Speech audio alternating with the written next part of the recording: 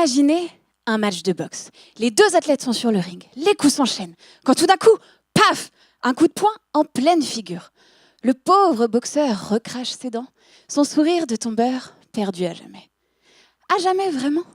Et si je vous disais que nous, les chercheurs, serions capables de lui faire repousser ses dents? Est-ce que ce serait vraiment de la science-fiction? Vous ne le savez peut-être pas, mais si nous, les humains, n'avons que 2 générations dentaires, les dents de lait et les dents d'adulte définitives, certains animaux, comme le crocodile par exemple, sont capables de faire naturellement repousser toutes leurs dents tout au long de leur vie.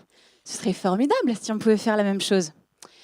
À l'heure actuelle, les chercheurs sont capables de faire pousser, à partir de cellules souches, du tissu dentaire, c'est-à-dire la partie solide de nos dents, l'émail et la dentine.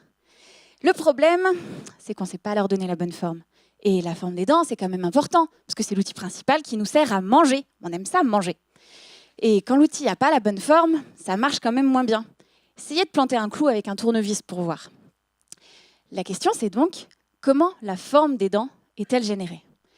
Et si, pour répondre à cette question, je vous disais qu'un petit fossile d'une espèce de poisson ayant vécu il y a 500 millions d'années pourrait nous aider? Vous ne me croyez pas? Et pourtant, pour savoir où on va, il faut savoir d'où l'on vient.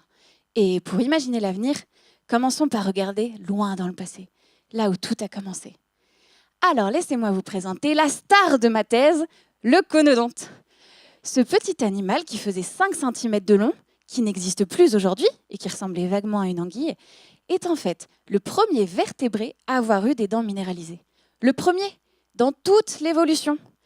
Il avait dans sa bouche une quinzaine de dents, qui au cours du temps ont pris des formes diverses et variées, souvent hérissées de pics, d'autres presque lisses, d'autres encore ressemblant étrangement à des dents de mammouth. Mais des petits mammouths alors. Ah ben oui, parce que vous imaginez que si l'animal faisait 5 cm, ses dents n'étaient pas bien grandes, à peine 1 millimètre. Le but de ma thèse, c'est de comprendre comment ces dents, appelées éléments conodontes, se sont développées. C'est-à-dire retrouver grâce à la forme, parce qu'après tout ce temps, c'est tout ce qui nous reste, comment les cellules les ont fait pousser. Pourquoi avaient-elles ces formes spécifiques? À quel outil cela correspondait-il? Étaient-elles faites pour percer, couper, broyer? En gros, comment ces outils sont apparus et comment ont-ils évolué au cours du temps?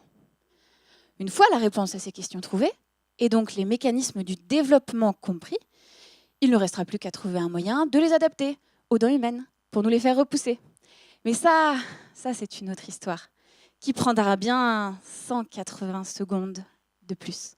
Merci.